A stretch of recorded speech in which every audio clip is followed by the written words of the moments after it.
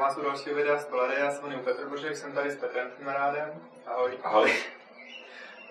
Petr teďka uhrál velký úspěch, byl druhý na kvalifikaci na mistrovství světa v Brně, proto jsem si ho vybral pro dnešní rozhovor. Petře, to druhý místo teďka na tom VCQ, je to tvůj největší úspěch, který jsi v Magicu dosáhl, nebo považuješ něco jiného za ještě větší úspěch než tady? No, jakoby cenově a o turnajích tak asi největší, ale porazil jsem tebe a to byl největší úspěch na životě. To chápu. Jak dlouho vůbec hraješ Magic? Od Millennium Disíč, to bylo asi tak 2 roky.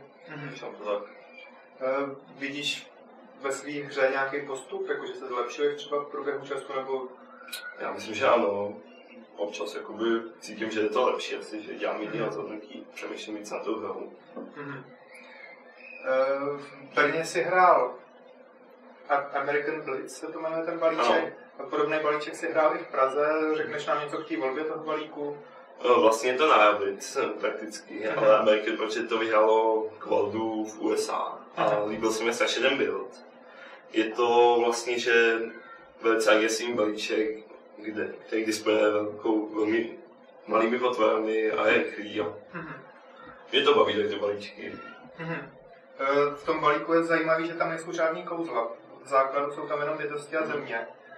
Dřív se tam hrály i nějaký blesky třeba, ale proč se to rozhodl teda pro tady tu verzi vyloženě nemusím bytostma? Já mám rád Hellraider, abych řekl pravdu a je to fakt úžasný, když si koupíte na ty velký percet a to krásně to chodí a funguje. Vlastně tam jsou v podstatě 4 kouzla, ten Blood Rush z toho Rampagera, takže to asi stačí, že vlastně chceš jenom tapovat do útoku a to. Co se týče sideboardu, jsou tam tam už nějaký kouzla vidíme.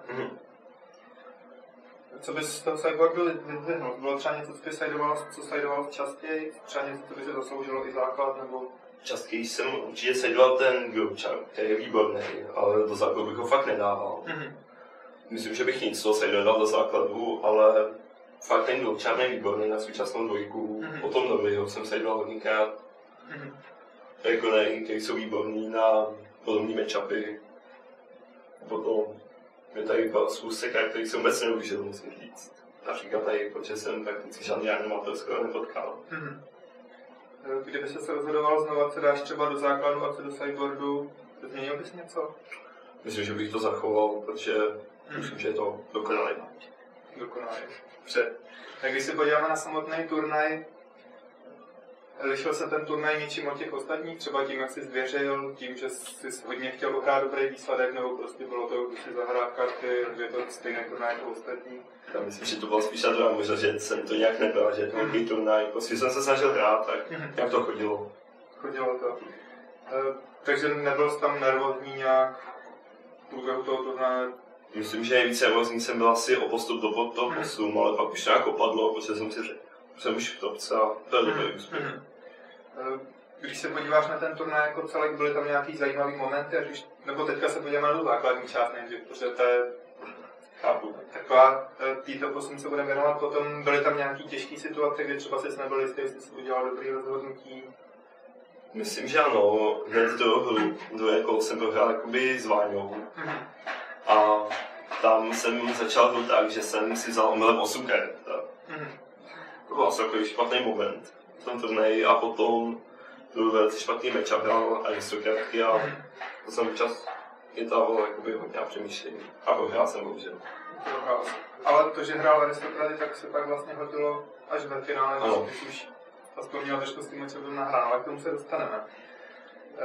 Takže říkáš, že těžký zápas byl o postup o top 8. Na tom turnaji bylo 128 hráčů, co znamenalo, že se hrálo 7 kol a na postup jistý stačilo 6 výher a 1 prohra. Takže vlastně už od druhého kola, když jsi měl 1 prohru, už jsem musel všechno vyhrát. Bylo takový. Ale jaký matchup spotkal v tom posledním kole? Na který jsem se tam hodně věřil, protože věřím, že je to strašný balíček. Ale potvrdilo se? No tak soupeři to nechodil špatně, ale potom v první hru mu to přišlo výborně, potom mě ujezdil.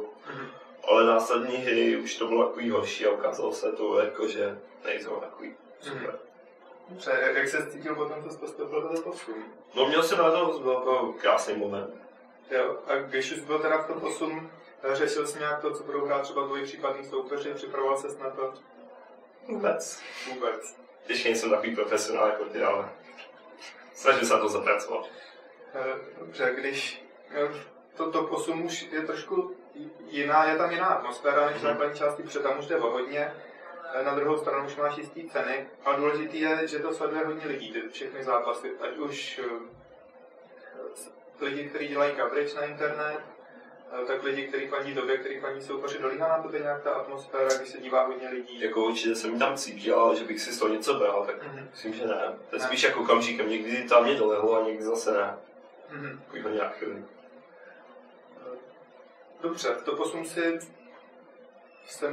ve čtvrtfinále potkal Monoret, se splečí na zelenou, ten meč považuješ za dobrý? No, prakticky jsem s ním vůbec neměl nahráno a teď ho asi považuji za dobrý, protože jsem vyhrál. Sice, že jsem soupeřem míchal, ale... Jo, tak to k tomu taky patří někdy. Zajímavý bylo, že na semifinále jsme si mysleli, že budeš hrát s Aristokratama, respektive s tím, kdo vyhraje jejich Mirror. Ale pak se ukázalo, že jsme se podívali na špatného Pavouka a hrál si s Junt Midrangem. Tam se taky hrál na 3 hry. Rozhodoval se až v poslední hře. A co myslíš, jak by ta hra probíhala, kdyby si soupeř vzpomněl na to, že musí flipnout Huntmastera? Nebo že by si ho mohl flipnout, to přidat si 2 životy a udělat si blokera? Já myslím, že by mu to zase tak moc nepomohlo, protože jsem měl ještě další odpovědi na ruce a on soupeř už to oblikoval a já jsem měl nějaký tlak. Jo, takže myslíš, že by to nerozhodlo, kdyby to hrál přesně? Možná, že jo, a tak si to dobře pamatuju. Dobře, takže dostávám se k finále. Tam si hrál hráčem, kterým se v poslední době docela daří, s Kristianem Jandou, udělal nějaký top 8 na minulý VMCQ, pak byl top 8 na PDQčku. Měl jsi k němu nějaký respekt? Věděl jsi vůbec, že třeba hraje v poslední době hodně dobře? Já se přiznám, že vůbec to nevěděl teda. Nevěděl.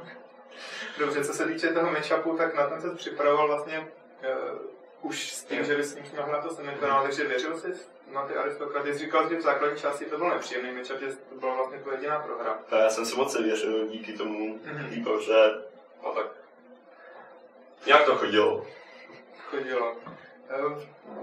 Finále bylo dost vypjatý v tom, že soupeř dostal 2 game lossy po sobě. Jo, to je pravda.